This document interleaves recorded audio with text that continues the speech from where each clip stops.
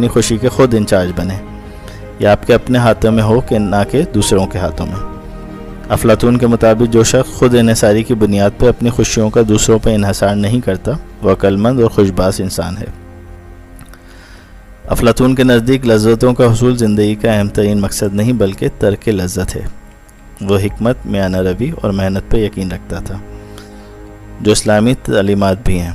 ताहम वो खुशबाश happy life का कायल था जो किसी दूसरों पर मुनहसर ना हो, क्योंकि अगर आप अपनी खुशियों को इन्हिसार किसी और पे करते हैं, मिसाल के तौर पे मैं इस लड़की से ही शादी करके खुश रहूँगा या मैं जब अमीर हो जाऊँगा, मशहूर हो जाऊँगा तो खुश होऊंगा, तो आप परेशान ही रहेंगे, क्योंकि अगर आप इस लड़की को ना पा सके या दौलत और शोहरत ना पा सके तो आप खुश नहीं रह पाएंगे, क्योंकि आपने उन पे अपनी खुशियों को इन्हिसार किया था। उसके बजाय अगर आप अपनी खुशियों को इन्हिसार अपनी रोज़ाना की रूटीन और मकासद की तकमील पे करें